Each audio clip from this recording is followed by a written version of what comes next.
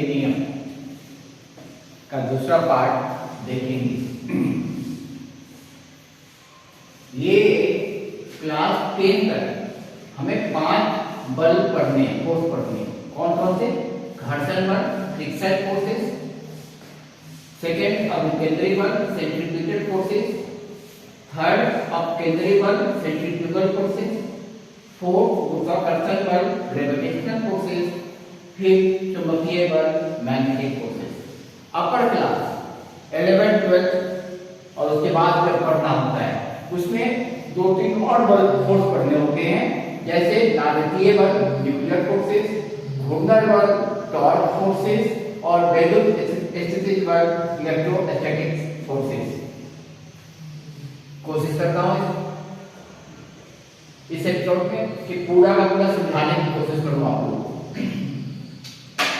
Force को हमें ध्यान से देखना पड़ेगा और फोर्स को हमें ध्यान से समझना पड़ेगा अगर फिजिक्स को सही ढंग से समझना है तो। क्योंकि फोर्स कैसे लगता है, कहाँ लगता है, किस पॉइंट पे लगता है और इसका परिणाम क्या होता है, ये हमें कुछ चीजें हैं जो समझनी पड़ेगी। पहले हम फोर्स को पढ़ते हैं, किस तरह के फोर्स हैं, कहाँ लगते हैं और क्या काम करते हैं। चलो जी, पहला है घर्षण बल या फ्रिक्शन फोर्स। ये क्या बोल रहा है? ये गति के विपरीत दिशा में कार्य करता है, गति के विपरीत दिशा में कार्य करता है। इसका मतलब है कि पृथ्वी पर बाहर से, अंतरिक्ष से कोई भी चीज आती है तो पृथ्वी की चारों ओर एक वातावरण है, उस वातावरण में क्या होता है? घर्षण पैदा होता है और वो ऑब्जेक्ट जल उठती है, वो ऑब्जेक्ट उस घर्षण के कारण जल उठती है, जल जाती है। जैसे उल्का पिंड, उल्का पिंड बड़े बड़े पत्थर हमारी तरफ आते हैं पृथ्वी की तरफ, लेकिन वो जल के ऐश के रूप में आते हैं। बहुत रेयर चांस होता है कि वो सॉलिड के रूप में हमारी पृथ्वी से टकराएं। छोटे छोटे टुकड़े टकराते हैं, बड़े टुकड़े टकराने के कारण डायनासोर खत्म हो गया है। तो लेकिन वो बहुत पुरानी बात है, वो हमेशा नहीं होता। चलो, तो घर्षण बल क्या है? फ्रिक्शन फोर्स गति के विपरीत दिशा में कार्य करता है। दूसरा एग्जाम्पल लेते हैं वातावरण के अलावा। आप अपने चप्पल या स्लीपर या शूज को जरा उठा के पलट के देखो, क्या देखोगे? टो की तरफ शूज के हिस्से ज्यादा हिस्से होंगे और उससे भी ज्यादा आपके एंकल की तरफ जूते के हिस्से होंगे या स्लीपर घिसा होगा। ऐसा क्यों हो रहा है? ये घर्षण बल के कारण हो रहा है। क्योंकि हम चलते हैं तो चलते समय पृथ्वी को पंजे से, अपने पंजे से, टो वाले हिस्से से पृथ्वी को पीछे धक्का देते हैं और इसके बाद पृथ्वी हमें आगे धक्का देती है। पढ़ने का प्रोसेस ये है, जब न्यूटन की लॉ पढ़ाएंगे तो उसमें समझाएंगे। तो क्या हो रहा है? पंजे की तरफ क्यों स्लीपर या शूज हमारा घिस रहा है? उसके पीछे है कि पंजे से हम पृथ्वी को धक्का देते हैं पीछे की तरफ, जिससे हमारी गति आगे की तरफ जाती है। फिर इसके बाद अगला पैर, हम एंकल को पृथ्वी के साथ टच करते हैं, पंजे को नहीं टच करते, एंकल को पृथ्वी के साथ टच करते हैं रोकने के लिए कि रुक जाए, नहीं तो गिर जाएंगे, लगातार चलते रहेंगे। तो लगातार एक प्रोसेस चलता है, टोस से पीछे ढकेलना, एंकल से आगे ढकेलना, ये चलने का प्रोसेस है ह्यूमन बीइंग का, आदमियों का। इसके कारण आपके स्लीपर और शूज में आगे के हिस्से में और पीछे के हिस्से में दोनों जगह घिसते हैं या कम मटेरियल होता चला जाता है। पीछे में ज्यादा इसलिए होता है क्योंकि शरीर का वजन आपका उसमें ज्यादा पड़ता है। चलो जी, अभी आ गया अभिकेंद्री बल, सेंट्रीफ्यूगल फोर्स। ये क्या करता है? जब वृत्तीय गति में हम चलते हैं, वृत्तीय गति में हम चलते हैं तो एक फोर्स केंद्र की ओर कार्य करता है, एक फोर्स केंद्र की तरफ कार्य करता है। इसे समझने के लिए हम क्या करें? अगर इन्हीं ने देखा होगा, उनकी माँ या दादी या बुआ दही से मक्खन अगर निकाल रही है, दही से मक्खन निकालने के प्रोसेस में क्या करते हैं? वो घुमाने वाले को ज्यादा जब घुमाते हैं तो उसके सेंटर पे, उसके ऊपर मक्खन जम जाता है, ज्यादा मात्रा में मक्खन जम जाता है। क्यों? क्योंकि पानी से मक्खन का वजन ज्यादा होता है और केंद्र की तरफ वो आ जाता है, तो वृत्तीय गति में केंद्र की ओर कार्य करता है। ठीक है जी। इसी गति को बराबर करने के लिए, इस बल को बराबर करने के लिए एक दूसरा बल लगता है अपकेंद्री बल, सेंट्रीफ्यूगल फोर्स। वृत्तीय गति में केंद्र के बाहर की ओर कार्य करता है। जब तक ये दोनों बल आपस में समान रहते हैं तब तक वो चीज गति में करता है। अगर दोनों में से कोई भी फोर्स कमजोर हो जाता है या कम हो जाता है तो ताकतवर की तरफ वो आ जाता है। अगर अब एक पेन को धागे में बांध के घुमाओ, क्या होता है? अगर अभी केंद्रीय बल ज्यादा हो जाएगा तो ये पेन नीचे हमारी तरफ आ जाएगा, लेकिन जब अब केंद्रीय बल ज्यादा होगा तो ये टूट के छूट के टेंजेंट निकल जाता है। टेंजेंट क्या है ये बाद में हम देखेंगे। टेंजेंट निकल जाता है। टूटने के बाद अगर पत्थर को गोल गोल घुमा रहे हो तो वो गोल गोल आपके सर पे नहीं घूमेगा, वो सीधा निकल जाएगा। इसे हम बाद में पढ़ेंगे सीधा क्यों निकलता है, जिसे हम कहते हैं टेंजेंट। जहां से टूटेगा वहां से नॉर्मल 90 डिग्री को सीधा बाहर हो जाता है। चलो जी उसे बाद में देखते हैं। तो अभी केंद्रीय बल और अपकेंद्रीय बल दोनों हमने समझा, दोनों वृत्तीय गति में होता है। एक केंद्र की ओर कार्य करता है और एक केंद्र के बाहर की ओर कार्य करता है। इतना पॉइंट हमें याद करना है। ये दोनों बैलेंस में रहेंगे तो वृत्तीय गति में वो वस्तु रहेगा। अगर ये अनबैलेंस रहेंगे तो वृत्तीय गति में वो वस्तु नहीं रहेगा, टूटकर सीधी रेखा में आगे बढ़ जाएगा। चौथा है गुरुत्वाकर्षण बल। गुरुत्वाकर्षण बल क्या करता है? दो वस्तुओं के बीच में होता है, दो हर एक वस्तुओं के बीच में होता है।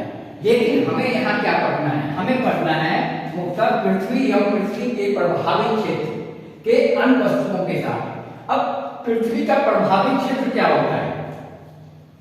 पृथ्वी का प्रभावित क्षेत्र का मतलब यह है कि पृथ्वी का गुरुत्वाकर्षण का जो बल है जहां तक कार्य करता है, जहां तक कार्य करता है मतलब हम कोई ऑब्जेक्ट को बाहर फेंकते हैं तो कुछ दिनों के बाद नीचे आ जाता है, लेकिन हम बहुत तेजी से फेंकें तो एक लिमिट ऐसी आती है जहां पे पृथ्वी का गुरुत्वाकर्षण बल कार्य नहीं करता और वो ऑब्जेक्ट वहां पे स्थिर हो जाएगी, या वहां पे जिसका दूसरा चुंबकीय ये गुरुत्वाकर्षण बल कार्य करेगा उसे अपनी तरफ खींच लेगा। इसी कॉन्सेप्ट को लेकर हमारे उपग्रह सैटेलाइट छोड़े जाते हैं। वो पृथ्वी के गुरुत्वाकर्षण बल से बाहर चले जाते हैं और उसके बीच में स्थित कर दिए जाते हैं, जिससे सैटेलाइट पृथ्वी के चारों ओर घूमते रहता है। हमें लगता है कि उसे घुमाने के लिए कोई फ्यूल की जरूरत पड़ती है, नहीं। सैटेलाइट को ऑर्बिट तक पहुंचाने के लिए फ्यूल की जरूरत पड़ती है।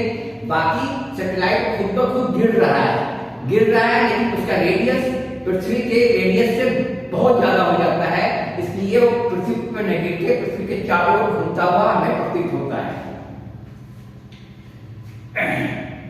तो ये है पृथ्वी के प्रभावित क्षेत्र के वस्तुओं के साथ। दूसरा इसे कहां पढ़ेंगे हम?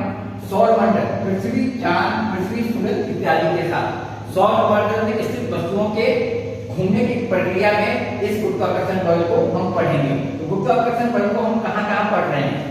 यह सभी दो वस्तुओं के बीच में लगता है, इसमें कोई कॉन्सेप्ट नहीं। ये दो वस्तु है, इनके बीच में गुरुत्वाकर्षण बल है, मेरे और इसके बीच में भी गुरुत्वाकर्षण बल है, इसलिए दो वस्तु जिसका द्रव्यमान है उनके बीच में गुरुत्वाकर्षण बल रहेगा ही रहेगा। लेकिन मुख्यतः जो हमें इस चैप्टर में पढ़ना है पृथ्वी के प्रभावित क्षेत्र, जो मैंने समझाया, पृथ्वी का भी एक लिमिट है जहां से वो अपनी तरफ की वस्तुओं को अपनी तरफ खींच सकती है। उस लिमिट के बाहर जाने के बाद वो पृथ्वी से बाहर वस्तु निकल जाता है। तो पृथ्वी की प्रभावित क्षेत्र के अन्य वस्तुओं के साथ दो द्रव्यमान होने चाहिए। पृथ्वी हो गया एक, प्रभावित क्षेत्र में दूसरा वस्तु हो गया। दूसरा, सौर मंडल में पृथ्वी चांद ले लो एग्जाम्पल, या पृथ्वी सूरज ले लो एग्जाम्पल, या सूरज चांद ले लो एग्जाम्पल। दो वस्तुओं का होना जरूरी है जिसके द्रव्यमान है। पांचवा है चुंबकीय बल, मैग्नेटिक फोर्स। मैग्नेटिक फोर्स क्या है? यहाँ भी चुंबकीय प्रभाव क्षेत्र है, यहाँ भी चुंबकीय प्रभाव क्षेत्र है। इसके दो ध्रुव होते हैं, दो ध्रुव होते हैं, उत्तर ध्रुव और दक्षिण ध्रुव, north pole and south pole. North pole अगर हम चुंबकीय बार या मैग्नेटिक बार जिसे हम क्या कहते हैं चुंबक छड़ लेते हैं, तो एक सिरा नॉर्थ होता है, दूसरा सिरा साउथ होता है। अब इसमें एक एरो लगा हुआ है, ध्यान दें। नॉर्थ से वो प्रभाव क्षेत्र निकलता है और साउथ में अंदर चला जाता है। नॉर्थ से प्रभाव क्षेत्र निकलता है और साउथ में चला जाता है। ये इमेजिनरी रेखाएं हैं, ये इमेजिनरी रेखाएं हैं और रेखाएं ये आपस में एक दूसरे को कभी भी क्रॉस नहीं करती हैं। ये रेखाएं आपस में कभी भी एक दूसरे को क्रॉस नहीं करती हैं। तो एक चुंबक से इसके प्रभाव क्षेत्र में जहां प्रभाव क्षेत्र ज्यादा रहेगा वहां पे या तो आकर्षण बल ज्यादा होगा या प्रतिकर्षण बल होगा। आकर्षण बल होगा या प्रतिकर्षण बल होगा। अब इसका मतलब है अगर नॉर्थ के बगल में नॉर्थ वाली साइड को रखते हैं तो प्रतिकर्षण बल होगा, नॉर्थ के बगल में साउथ साइड रखते हैं आकर्षण बल होगा। अब चुंबकीय छड़ में भी प्रभाव क्षेत्र है, ध्रुवों के बीच में प्रभाव क्षेत्र ज्यादा होता है और जैसे जैसे हम बीच में जाते हैं वो प्रभाव क्षेत्र छोटा होता चला जाता है। अब इसका एग्जांपल मैंने वादा किया था कि हम साइंस पढ़ेंगे छोटे से एग्जांपल से जिसे समझ में आए। आपको क्या करना है, बाजार से 20-25 रुपए की मैग्नेट बार मिलती है, उस मैग्नेट बार में क्या करना है, मैग्नेट बार लो और आलपिन या स्टेपलर पिन को अलग अलग कर दो, उसे आप उसके ऊपर छोड़ दो 10-12 स्टेपलर पिन या आलपिन को, तो आप देखोगे मैक्सिमम आलपिन या तो साउथ पोल पे या नॉर्थ पोल पे चिपके रहेगी या उसके आसपास, बीच में कुछ भी नहीं रहेगा। जो साबित करता है कि नॉर्थ पोल या साउथ पोल से जितनी बीच में हम आगे चले जाएंगे तो ये प्रभाव क्षेत्र कम होता चला जाएगा और नष्ट हो जाएगा बीच में। अब आता है अपर क्लास में हमें क्या पढ़ना है, नाभिकीय बल न्यूक्लियर फोर्स। ये कहां पे है?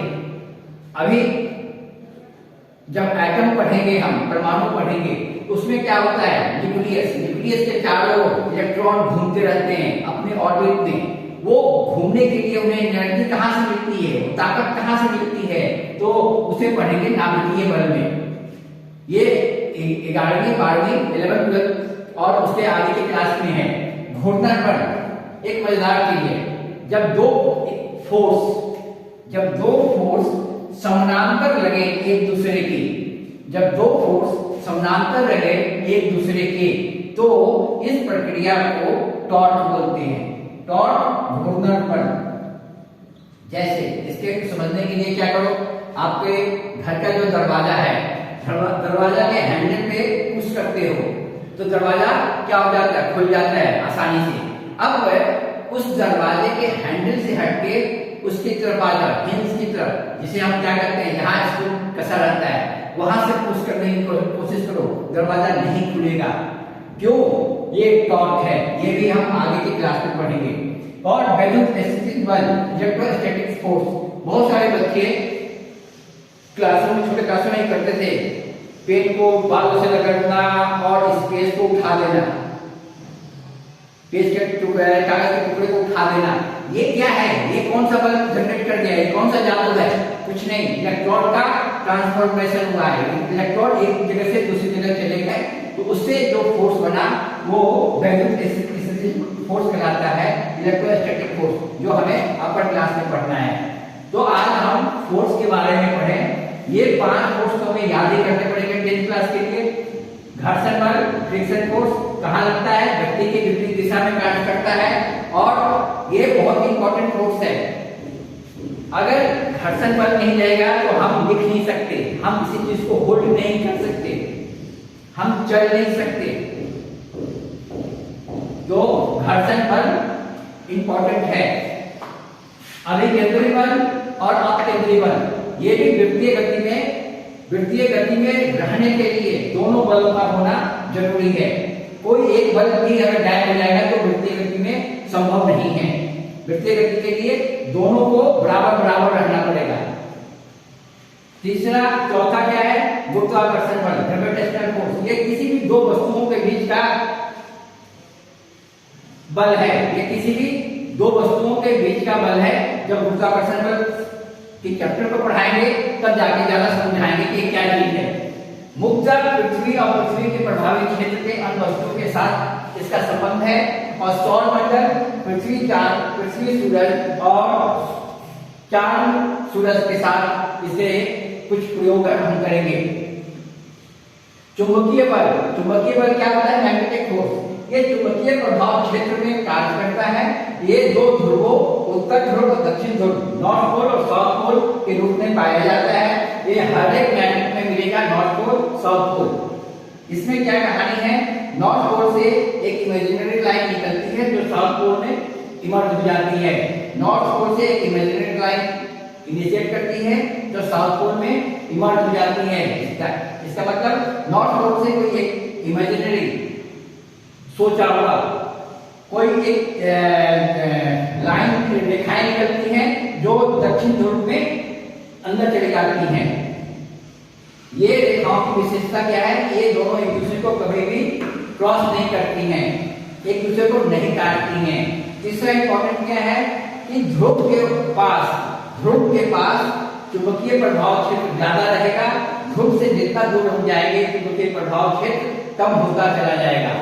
इसके बाद अपर क्लास में जो हमें पढ़ना है, नाभिकीय बल, घूर्णन बल और वैद्युत स्थितिज बल। इसके अलावा एक दो और बल है जो है हमें यहाँ अपने क्लास के लिए फोर्स करना है, ये 5 फोर्स के ऊपर।